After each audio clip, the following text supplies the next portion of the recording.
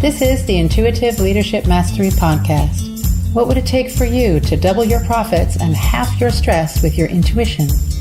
Learn how with your host, Michael Light.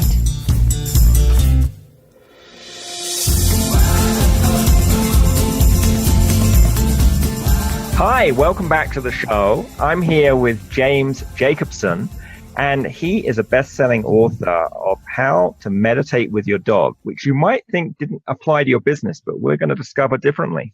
And he's also CEO of Functional Nutriments, if I've got that right, James. That is correct. It's great to be with you, Michael. It's great to be with you. So I've been knowing you for a while now, and I know you use your intuition in your business. Can you tell us a bit more about that? Well, sure. I am a dyed-in-the-wool entrepreneur. I've built and sold a number of companies, probably one of those entrepreneurs who, started back in high school. And whether I call it intuition or gut instinct, I've definitely always connected to that feeling of intuition, as you talk about in your book, in terms of what to do next, who to hire, who to fire, where to travel. Basically, everything I run through a litmus test that is beyond what I think or what I feel and where it feels right. And usually when I do that, things work out really well. And when I don't, or when I ignore that gut feeling, things don't work out so well. Yeah, I think a lot of us have had that experience, but it sounds like you're good at actually hearing your intuitive messages. Maybe you could tell us a bit more about how you personally hear them. Well, that actually is through meditation. I think that, people meditate for a variety of different reasons, and sometimes people believe, and I would say erroneously, that the purpose of meditation is just to totally clear the head and to whenever a thought comes in, to let it go and just let it go and let it go. But I believe that once you become proficient at meditation, you will start to get more intuitive thoughts. In other words, thoughts that are more worth following a bit. And that is something that I've just been lucky to have experienced when I was a kid, like 2 or 3 years old. I would sit and just sort of be quiet and navel gaze, or just focus on nothing, or what we now call meditate. And that's where I was able to hear that small but very intelligent voice, and that's what I call intuition. So meditation is not just to clear out the clutter from our mind, the monkey mind, as some people call it, but it's also to listen to our intuitive mind. Absolutely. I think that's the key, because you first of all have to be able to discern the difference. So I think one of the things that meditation does is it teaches you discernment and the ability to figure out if it is that monkey mind, or if it is something that is truly worth listening to, worth following. And so once you develop that filter, then you can know, okay, this is a thought that is worth contemplating. So this is sort of like a spam filter for the intuition inbox of your meditative mind. That is a great way of looking at it. Yes, because you can, if you're thinking about, picking up groceries or what you're going to do or whatever, that's not necessarily, that's probably not an intuitive hit that you need to really engage with. But if you can feel it in your heart, you can feel it like your higher self, or whatever you want to call it, is suggesting that, hey, this is really some juicy ground to chew through. It's perfectly fine, in my opinion, to do that during meditation. So help me understand, how do you distinguish between monkey mind thoughts, worries, all that ego talk, and real messages from your intuition? I think at the beginning, if someone is new to meditation, I think it's a little bit difficult. So if you're new to meditation, what I advise is you do what most people do during meditation, which is when a thought comes in, just lovingly let it go, sort of see it like a cloud across the sky and move on to the next thing. And then it's the space between those clouds that is true meditation bliss. So, but after having done that for a while, the quality, the discernment quality will start to be developed, so that when you see or feel or this more interesting thing that you perhaps have been thinking about or grappling with comes into your mind, allow it to be there for a moment. Don't just dismiss it. Explore it and feel into it and see if there's something there that is worth pondering, meditating on. And when you say meditating, I some people might have a mental image that you have to, like, shave your head and sit in lotus pose in a monastery in the middle of Tibet, but not everyone who has a business could do that. So what are the different meditative options people could use? Well, I'm a firm believer that it doesn't matter how long you meditate for, but it's the daily practice of meditation. So I like, even if all you can do is 3 minutes a day, that's fine. Just do it. It's better to do 3 minutes a day than 20 minutes a week. And meditation obviously you don't need to be in an ashram and you don't need to be anywhere. You just need to basically be able to go to a quiet place. Although I have meditated in the middle of New York City outdoors, and you just need to be able to close your eyes. I think that does help, and sit and focus on your breath. And that is really the simplest way to start meditation. In my book, How to Meditate with Your Dog, I obviously talk about how if you have a dog or a pet, you can leverage that connection you have with your animal to meditate. But that is, you don't need a dog or a cat. You basically just need yourself to do it. But sometimes people will do things for their dog that they would never do for themselves. So that's the idea behind that. Well, let's come back to the dog part, because I think that's very interesting. But are you saying you could be in your office, you could close the door, put your phone on do not disturb, turn off any notifications from your computer, and just close your eyes for 3 minutes and do that once a day, and that would produce benefit? Absolutely. I think doing that, I think adding it as part of a morning ritual is nice. And perhaps doing it other times of the day, but certainly doing it anywhere, in your office, outside in nature. If the weather permits, I think doing it outside in nature is a great idea. Mm-hmm. You might even be waiting for something to happen. Maybe you're in a line somewhere, or you could just meditate then. Absolutely. I think that, it's really setting the intention, to use your word. It's setting the intention and doing it. That it's the practice. It's just the practice of sitting, of choosing to do it. And sometimes for early meditators, for people who are just beginning a meditation practice, I firmly believe in the idea of fake it till you make it. Meaning, just do it. Just pretend if you have to conjure some idea of a yogi sitting on top of a mountain and doing it. Do that. Just feign it. Create the body imagery to do it, and then the actual faking it will make it real. And you will experience it, because it is one of the most simple things to do, but I truly believe one of the most beneficial that we can do for ourselves, for our loved one, for the planet. I mean, it's a little bit, when you say do it every day, it's a little bit like working out. Instead of working out once in January after you make New Year's resolutions for an hour and then giving it up, it's better to do 3 minutes a day of something. Absolutely. It's the regularity of it that matters, as opposed to the depth. And I know that when someone's starting a meditation practice, it can seem intimidating and scary, and like, I can't get this right. And if I sit down and meditate and all these thoughts come into my head, and that's okay. The Dalai Lama has said he can't even meditate for There's no one who can. You're always thinking about things because it's the nature of being a human being. What you can do, though, is lovingly release those thoughts, notice them as they're clouds across the sky, and then go on to the next one until another cloud comes along. And it's that little space between those thoughts, the little space between those clouds, that's meditation bliss. It may only be a few seconds, but cumulatively they add up and they have value. It kind of reminds me of, keeping my room clean when I used to do all my cleaning myself.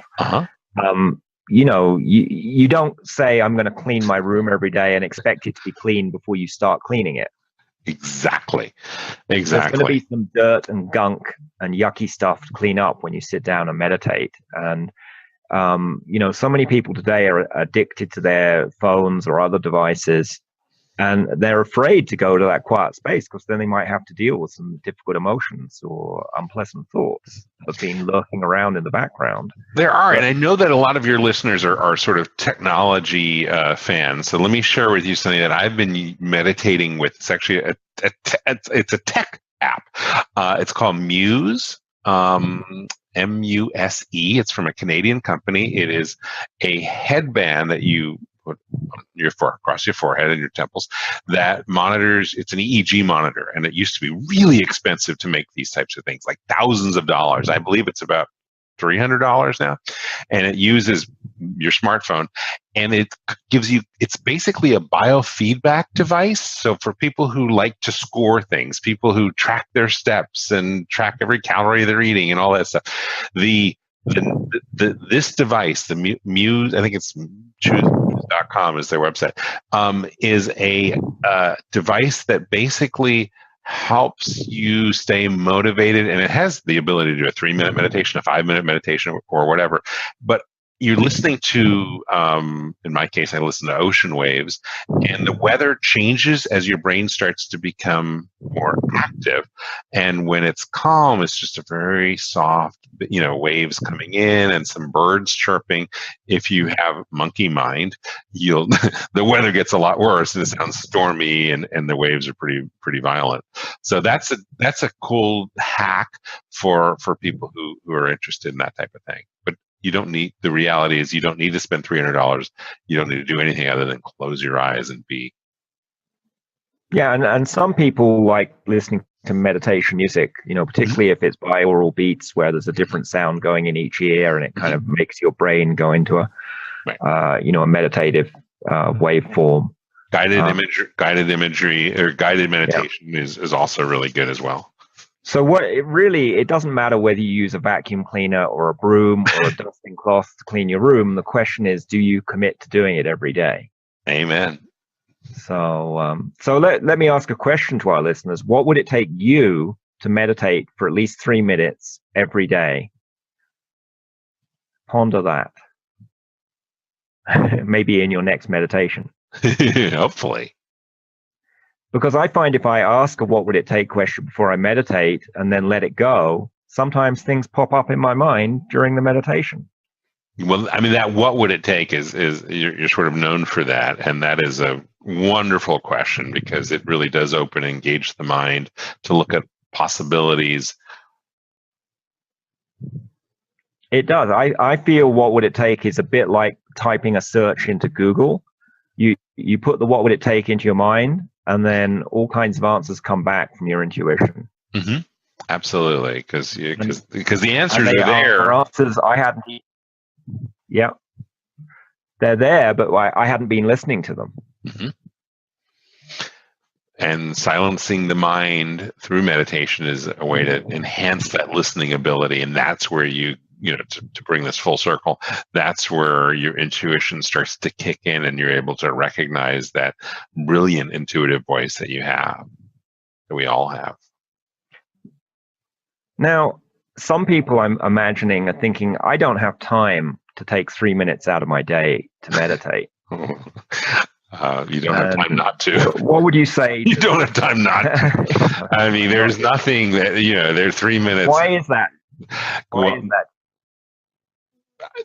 why is that you don't have time not to? Because I mean, there are so many benefits of it, and I guarantee you that there is no one who can't find 3 minutes to do that. If you have to, do it while you're in the shower, do it while you're shaving, do it while you're in the bathroom, do it while you walk your dog. There are open-eyed meditations as well. So, there is always, if you don't have 3 minutes, you have you probably have a very serious health crisis.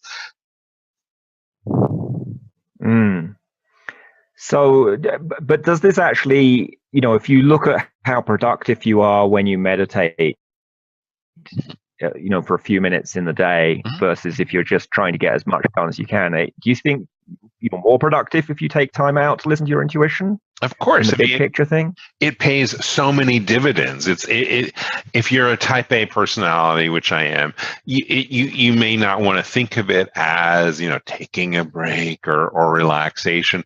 Think of it as just as fuel that you're adding to.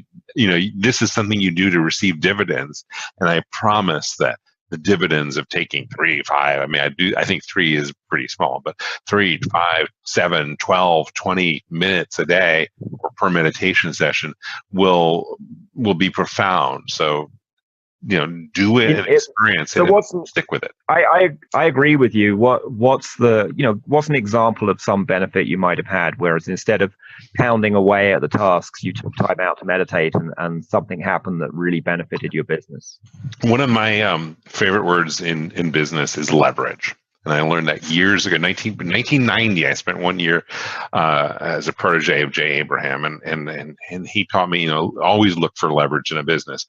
And the leverage that I get from meditating is profound. So if I'm stuck on something, if I'm stuck on a business problem or stuck on, a marketing conundrum or anything, if I just take some time to just distance myself, I have a chair. I do like some rituals associated with meditation. So I have a chair that I have 2 chairs. I have one in my office that I meditate in, and then I have one I've dedicated a room in my home to be a meditation room. So I will go and do that.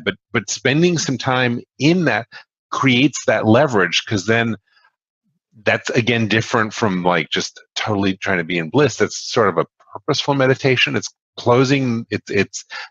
I've programmed myself to sort of be open to, or to use the, what would it take philosophy, by saying, okay, this is clearly not working. I'm banging my head against the wall. I'm going to do something different. I'm going to meditate, and going in and bringing myself into the meditative state.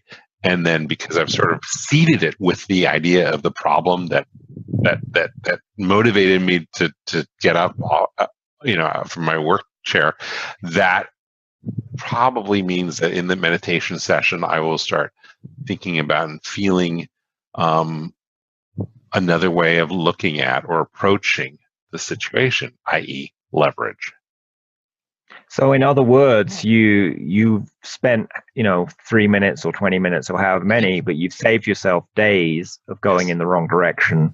Absolutely. And maybe tens of thousands or hundreds of thousands of dollars of benefit from having some new inspirations.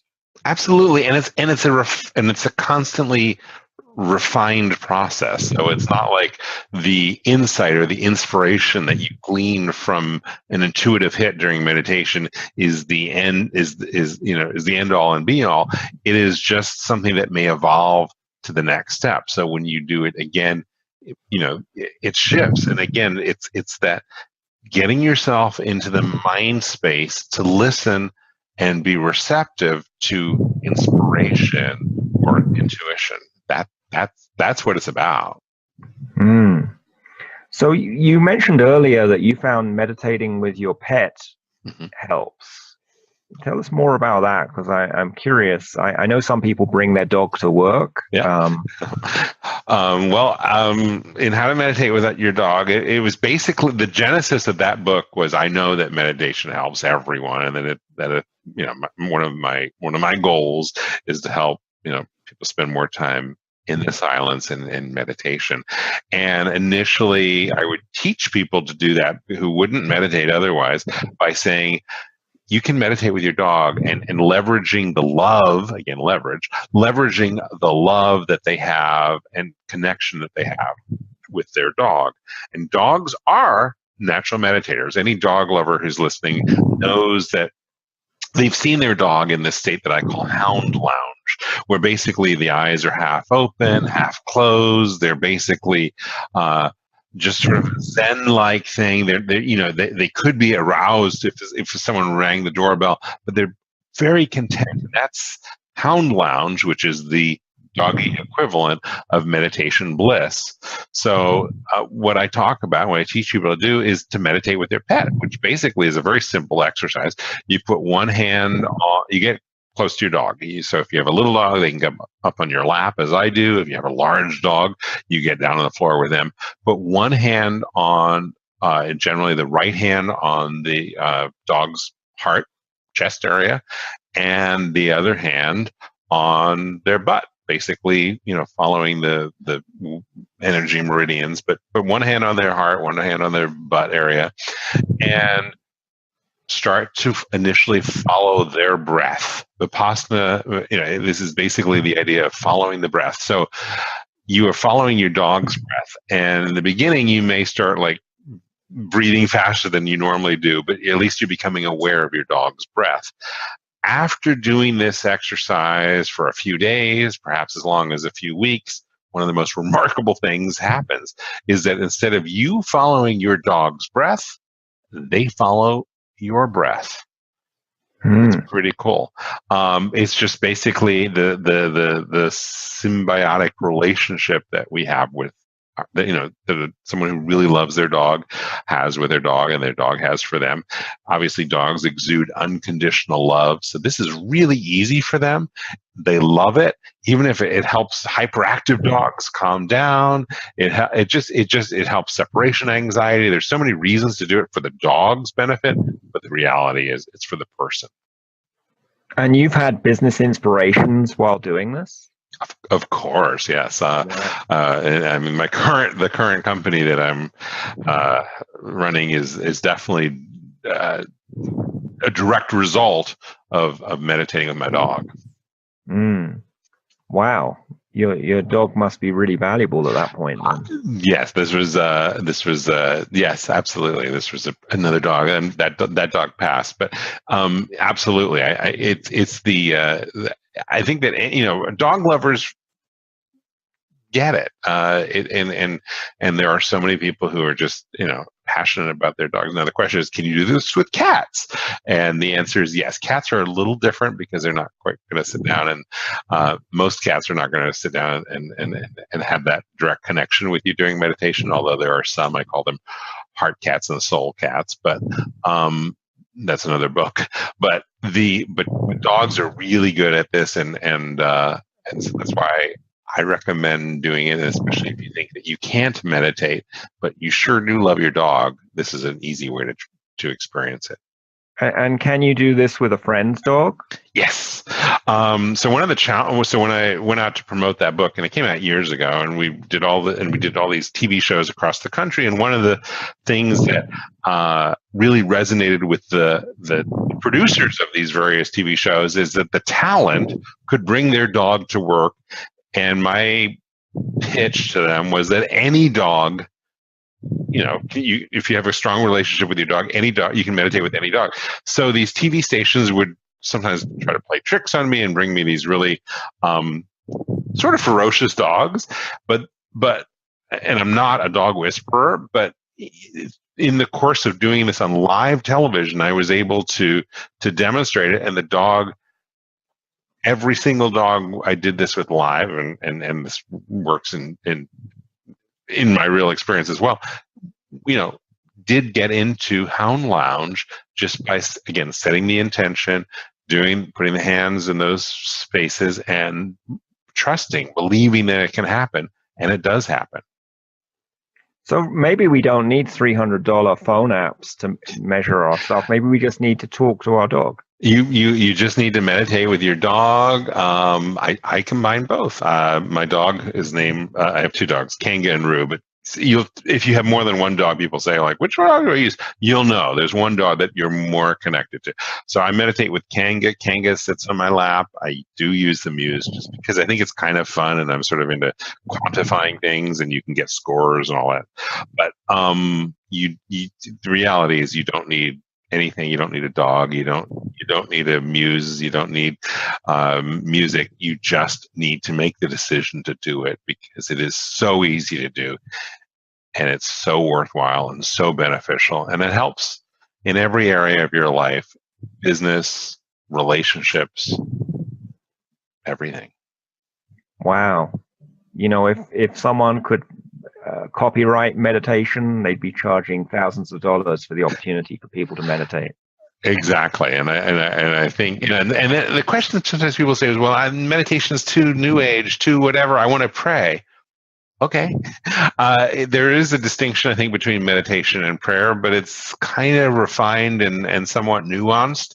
But whatever, there's no dogma, there's no religion, there's no spiritual imperative other than to just be still and listen. And luckily, if you're able to do that by following your breath, you will get into meditation, even for a moment or two. That moment or two is profound. Well, and I think some people think prayer is about making requests from the divine. Mm-hmm. It's also, and that's fine, that is part of prayer, but also it's about listening to messages from the divine. I think that's pretty much I think that is the distinction. You said it well. That is the distinction between meditation and prayer, because prayer is genuinely, requesting things, but you have to get into the space to actually request by listening, and may I even suggest being grateful for all that you do have. That's also part of it. That's a great thing. So do you ever get, speaking of messages from the divine, do you ever get messages from your dog or other animals? All the time, yeah. How do you, obviously dogs don't talk and they don't email, so how would you hear a message from your pet or another animal? They use thought pictures. So, and this is something, so like one of my earliest entrepreneurial ventures many, many, many years ago was a video series called You Too Can Talk with the Animals, with a famous pet psychic. And basically what I learned from her, Beatrice Leidecker, was that animals create they use nonverbal communication, because as you say, they don't talk or email. They think in pictures, and children are naturally able to pick up those pictures in their mind. It's why so many children's books, are focused on animals having, they're animals that are the main characters. Children are able to naturally pick up on these thought pictures, this nonverbal communication. So it is not uncommon for a kid to say, Mommy, Rover wants a bone. And that's because Rover sent out an image of eating a bone that the kid was able to pick up on. And what happens is mom will say, no, that's a nice little thing. I'm glad that, Rover's talking to you, and sort of squash that ability to pick up thought pictures. But once you know that you can do it, and that's the way that they communicate, you can develop that. And so you can, quote unquote, hear or see what they're saying in thought pictures. I will suggest that the thoughts that dogs have are not terribly profound. I've never really encountered a dog that had a thought that's more profound than maybe a 3-year-old would consider. So these are not, philosophers, but they're very much living in the moment, which is why they're so good to meditate with. But you can pick up dogs, what they're trying to say and communicate by looking for that non-verbal communication, those thought pictures. And just as importantly, you can talk back to them by giving them a thought picture, and they'll understand it. I think that's incredible. And what I do experience is sometimes if I have a problem I'm working on, I'm listening to my intuitive messages, but I'm not necessarily hearing all of them. Sometimes animals can pick up what it is I need to hear and provide that to me. Mm-hmm. Absolutely. So even though they may have the mind of a younger human, I don't know if it's 3 years old or whatever, that doesn't mean they can't be helpful in business by giving you that intuition that you need to hear. They'll inspire things, which is key. Mm-hmm. So you mentioned before we got started talking in this interview that you had a story about a psychic parking spot, and I'm kind of curious about that. Yeah, we were. So years and years and years ago, when I did a talk radio show in Washington, there was a psychic on the air who was on before me, after me, I forgot. And I asked her one day when I was about 15 years old, "Am I psychic?" And she said, "Oh, you're really psychic." I said, "Well, how do you know?" She said, "Well, you're about to get your driver's license." I said, "Oh, you must be psychic, you know all that." And she said, "Would you like to always get a parking spot?" I was like, "Sure." So she said, "Here, you can get a psychic parking spot. So here's all you have to do. Before you get to your destination, envision a car pulling out and you pulling in, or envision that spot right where you want it to be." And Michael, I am many, many years older than 15 at this point, and I have done that my entire life. And I would say 99% of the time, whether it's in Midtown Manhattan or a busy suburban area or just anywhere, I have been able to have, quote unquote, a psychic parking spot when I intend or visualize that right before I get there. Wow. And I've seen Midtown Manhattan. Those parking spots are pretty hard to find. They are hard to find, and I don't recommend driving in New York unless you're unless you're used to that. But it is definitely something that because I was receptive to that idea early on and tried it and didn't resist it and started getting good results, that I've become even better at it because I just sort of expect it. And it's a rare occasion when I do that and I don't get the spot. So it's been working for me for many years. Well, and that's a fun thing for people to experiment with, because it's kind of it's nice to get a good parking spot, but if you don't get one, you can always go in a parking garage and pay $20 or whatever they cost these days. Mm-hmm. So it's not fatal if it doesn't work out. But it's like a low risk environment to play with these psychic skills that we all have. Yeah, I do another thing with pennies. If you want to see if the universe is divinely abundant, you just have to set the intention that every day I will find money, and sort of be open and receptive to it. And you know what? You will find. I find money every day. It's a penny or a nickel or I once found $20, but it is just really setting the intention and being on the lookout for it, because you have programmed your mind to be receptive. And by being receptive and being on the lookout, you're likely to get it. So these are cool experiments for us to play with, but they don't kind of really impact our business. Can you do something similar in your business that has a bigger impact? Well, I think finding money every day is pretty good. So if you this is about setting the intention of figuring out, what you want and going out and doing it and knowing that every day you're moving closer to it. I think as it applies to business, because we're not talking about pennies or quarters or even $20. It's about looking at what the steps are that are necessary to get to where you want to be or where you'd like to be. And there is no better way of knowing where you'd like to be than drawing on your intuition, drawing on your subconscious to intuit and to know what success looks like and go there, and also do that with the permission that and the acceptance that this is going to change. This is not, this is what it feels like, looks like today, but it could change in the future, and being malleable to that, because I love the phrase, if you want to hear God laugh, tell him your plans. So, that idea of setting your intention and clearly visualizing it and just feeling certain that it's going to come, That's something, that really resonates with me. I wrote about that in my book, Intuitive Leadership Mastery, for goal setting, hiring, sales. If you're hiring, you need to visualize what is the ideal candidate and just see them easily coming in to your business instead Absolutely. of making the whole hiring process a struggle. Absolutely.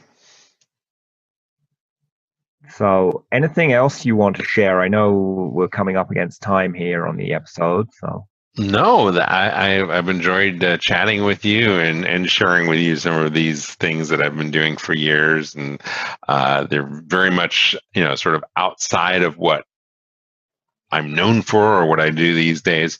But I would say that they're all connected, and it's sort of been a delight to share with you.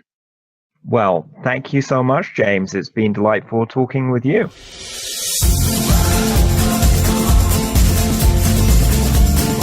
Get strategies and show notes at intuitiveleadershipmastery.com. What would it take to see you here next time on the Intuitive Leadership Mastery podcast?